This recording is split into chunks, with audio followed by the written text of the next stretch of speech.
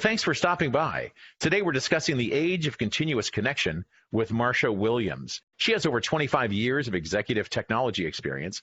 Marcia has also served as Chief Information Officer for several publicly held companies in the United States and Europe, and she currently sits on several boards, and we're honored to have her with us today. Welcome, Marcia. Thanks, Gene. Really happy to be here. So let's get into theme number 3, curated offering strategy. What does this mean?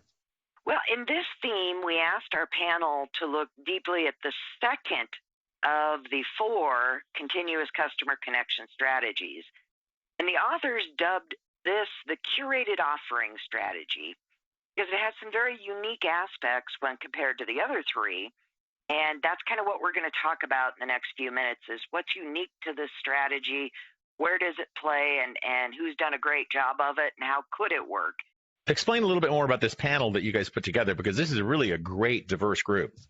Indeed. We're really lucky to have, access to this, I'm going to call it a brain trust of senior business leaders from around the globe who've continued, again, to bring their own perspectives to this larger group. It's definitely important to have all of those varied concepts globally and within different business segments. Now, in your executive summary, Marcia, it sounds like sellers collaborating with buyers is kind of the magic bullet. Is that what we're going for here?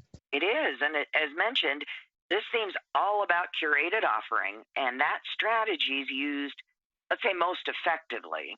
When the customer understands their need, they haven't specifically targeted a solution yet. Maybe you're, in search of a new lawnmower, but you haven't waded through all the various options that are out there on the market.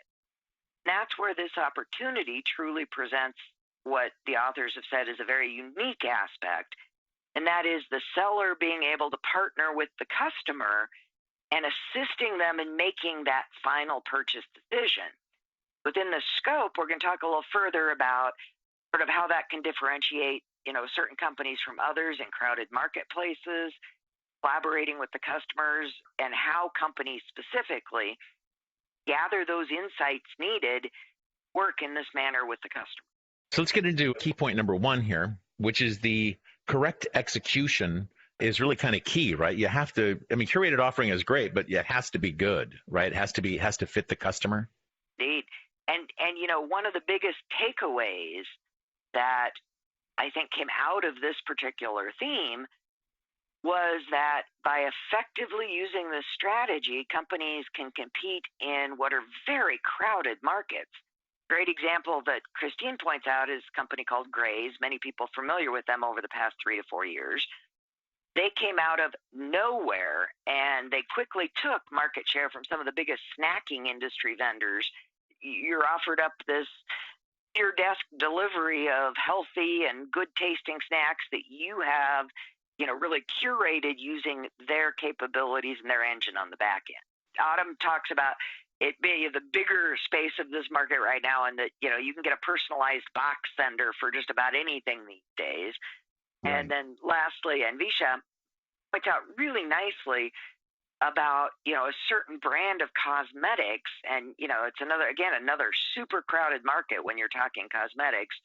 But these Right. folks have really made a name for themselves because of this curated offering approach. So cool. Now, key point number 2, you talk a little bit more about this collaborative buying decision between the seller and the buyer. So tell us what's going on here.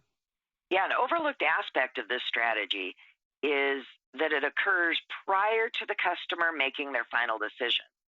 Paul brings up a great insurance example.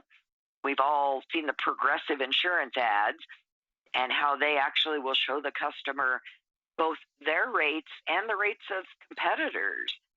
And what's come out of that is even if a competitor is a few dollars less, the customer many times is still opting for Progressive.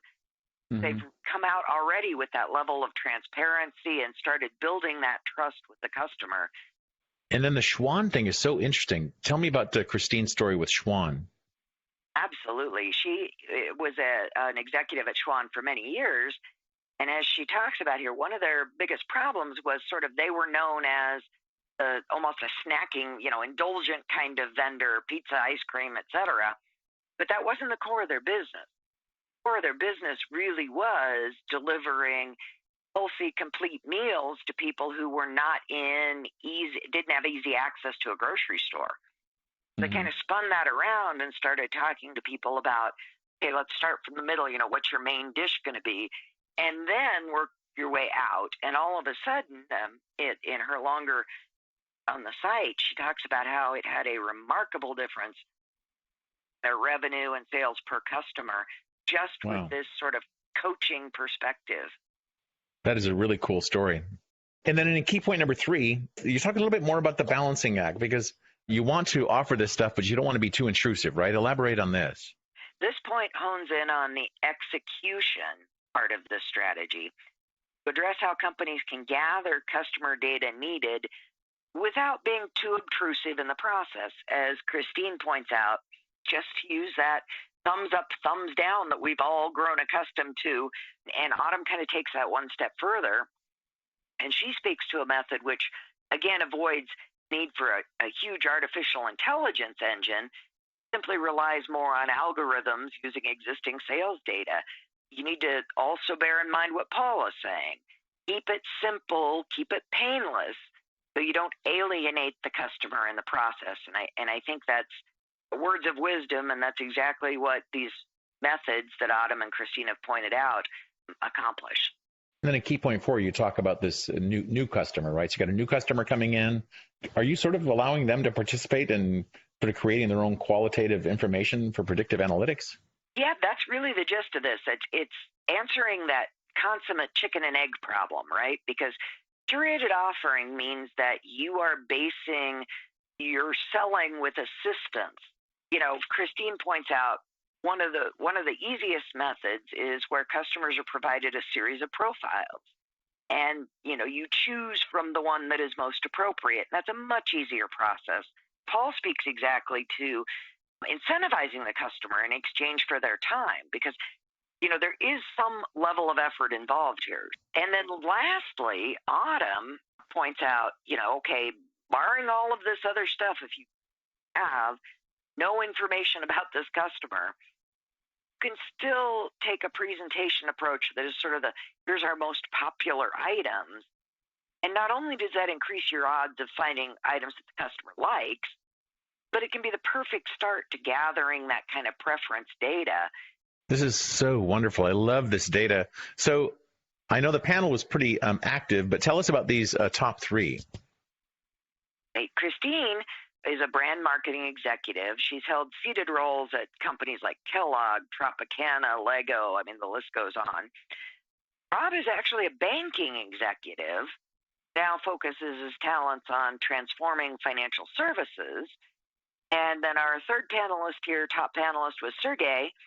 He actually works for one of the biggest transportation companies in all of Europe, focusing on sort of loyalty projects within that sector.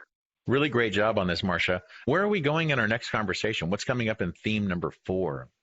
Our next theme digs into the third strategy called coaching behavior, where companies are essentially guiding their customers towards a specific objective. And that may not be a sales-related objective. That may be, losing weight or getting healthy.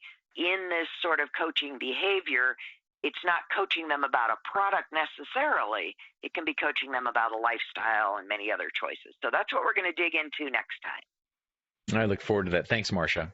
Again, that's Marcia Williams with over 25 years of executive technology experience. She's also served as Chief Information Officer for several publicly held companies in the United States and Europe, and she currently sits on several boards. And Marcia, we will talk again. Looking forward to it, Gene.